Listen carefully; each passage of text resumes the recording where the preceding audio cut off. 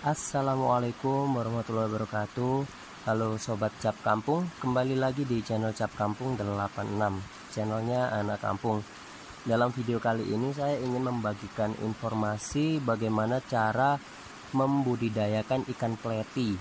Nah, ikan pleti ini sendiri dia masih satu bangsa dengan jenis ikan pedang ya, atau swordtail.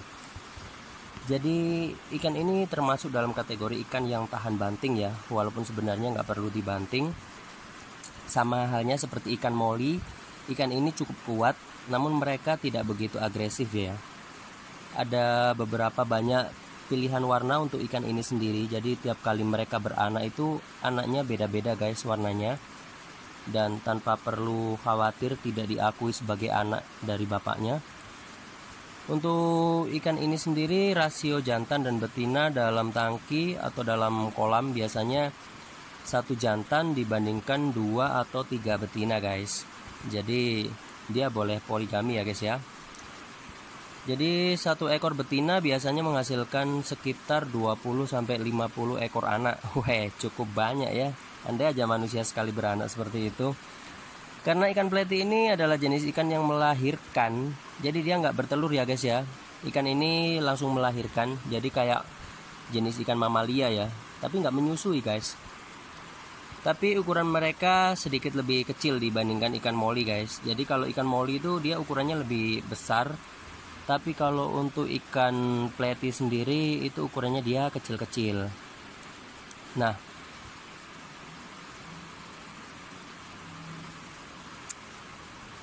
untuk cara perkembangbiakannya, sebenarnya mereka bisa berkembang biak secara alami guys. Jadi cukup perlu teman-teman kasih tanaman teratai aja sebagai tempat mereka untuk menyembunyikan burayanya ya, atau tempat beranak. Jadi seperti ini. Nah, jadi kalau kita kasih tanaman teratai di tengah-tengah kolamnya seperti ini, itu mereka nanti akan beranak pinak di sini guys. Nah, tapi di sini bukan hanya diisi ikan pleti aja. Di sini itu ada ikan pedang juga ya, atau swordtails. Nah, seperti ini. Nah, untuk filternya, untuk jenis ikan ini sebenarnya dia nggak begitu membutuhkan filter ya guys ya. Jadi walaupun airnya tergenang itu nggak apa-apa sih sebenarnya. Aduh, bentar.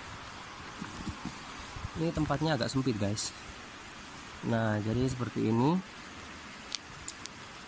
Dan berbeda dengan jenis ikan pedang ya, atau swordtail ini, ikan ini masih memiliki keterkaitan dengan ikan pleti tadi guys. Mereka juga hadir dengan ragam warna yang cerah. Swordtail jantan memiliki ciri khas berekor pedang. Jadi kalau yang jantan itu ekornya berbentuk pedang guys, ikan pedang ini. Nah, kalau yang betina itu biasanya ekornya nggak begitu panjang guys, agak tumpul gitu ya. Untuk cara mereka beranak pinak sendiri guys, kalau ikan pedang itu dia hampir mirip seperti ikan pleti tadi ya. Ikan betina itu bisa memproduksi bayi setiap 28 hari sekali. Wow, jadi sangat cocok sekali buat teman-teman yang hobi ikan hias sekalian mau dibikin bisnis. Aduh. Jadi ikan pedang ini cukup bisa berkembang biak dengan baik ya guys ya.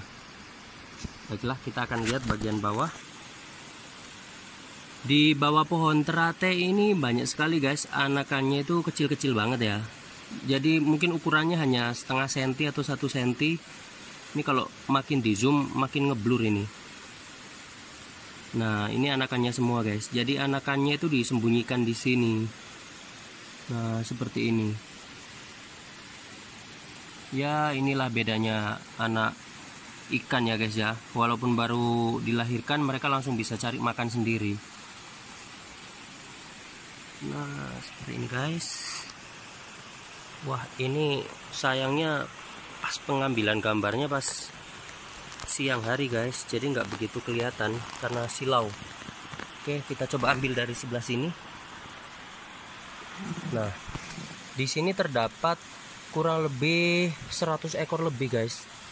Ikannya di sini terdiri dari dua jenis ikan ya, ikan pleti dan ikan pedang tadi itu. Untuk filternya sendiri sengaja dimatiin karena kalau direkam posisi filternya jalan, airnya goyang terus guys, dan gambarnya blur, nggak kelihatan. Nah, sebagian anaknya langsung ada di sini guys. Untuk pemberian pakan ya guys ya, kalau yang ikan kecil-kecil itu kan ada di sebelah sini. Nah, ini sengaja dibuatkan kayak semacam tatakan gitu ya, jadi agar posisi kolamnya itu yang untuk tempat rate itu sedikit lebih tinggi. Nah, ini hampir sampai di permukaan air. Tujuannya itu agar ikan kecil-kecilnya itu nggak bisa keluar guys. Nanti dia nunggu agak besaran dikit baru bisa keluar. Dan di sisi lain, secara alamiah insting ikan yang udah dewasa, kalau dia udah mau brojol ya, udah mau beranak, itu mereka pasti nyari tempat yang aman. Sama halnya kayak manusia kalau udah mau beranak kan lari ke bidan ya. Nah, begitu juga ikan ini guys.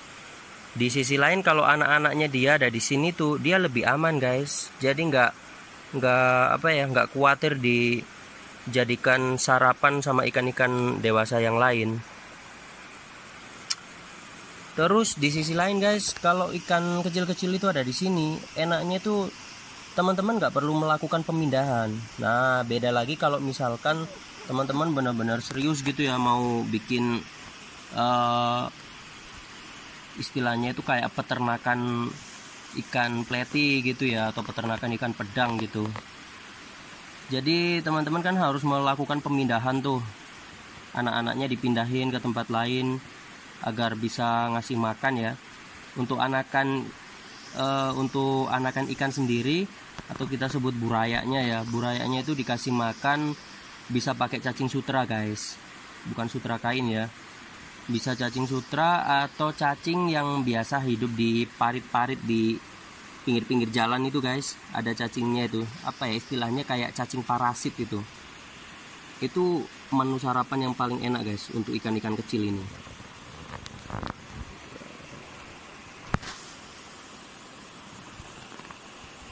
Nih kita ngerekamnya harus pelan-pelan guys, karena kalau salah langkah HP-nya bisa innalillahi guys. Ini HP satu-satunya soalnya.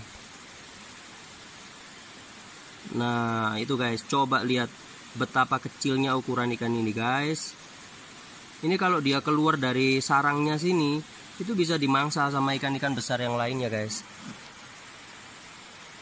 Untuk pemberian pakan bisa diberikan 1 hari sekali guys, untuk ikan yang kecil-kecil tadi.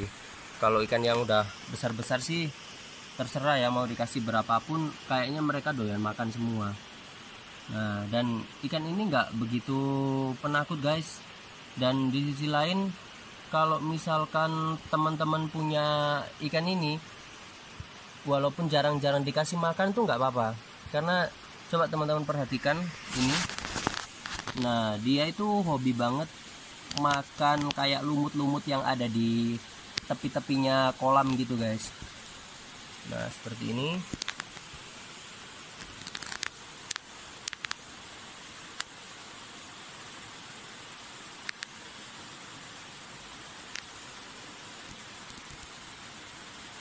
Oh iya guys, ada satu kelebihannya lagi guys kalau ikan pedang ini.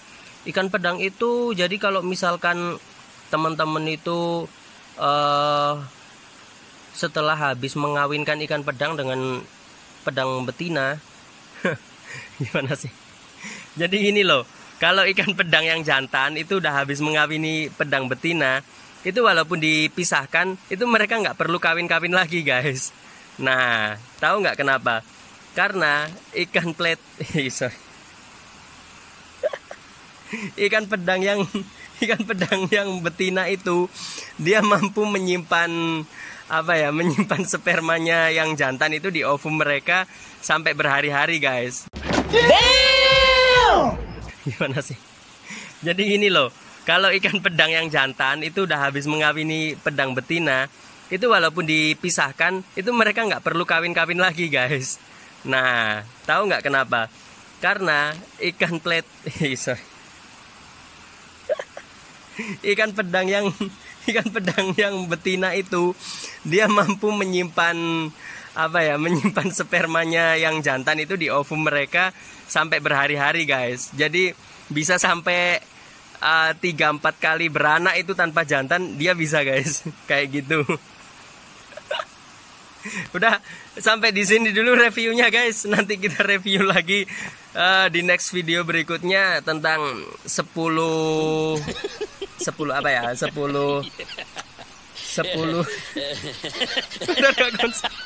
Oke, kita lanjut.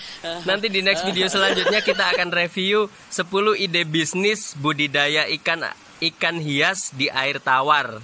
Ya, kurang lebih judulnya seperti itulah. Semoga bisa menginspirasi buat teman-teman semua. Dan jangan lupa buat teman-teman yang belum subscribe, boleh dong di subscribe, karena subscribe itu gratis guys. Agar channelnya Anak Kampung ini bisa berkembang dan bisa upgrade, nggak jadi anak kampung lagi. Siapa tahu bisa go internasional. Terima kasih. Wassalamualaikum warahmatullahi wabarakatuh.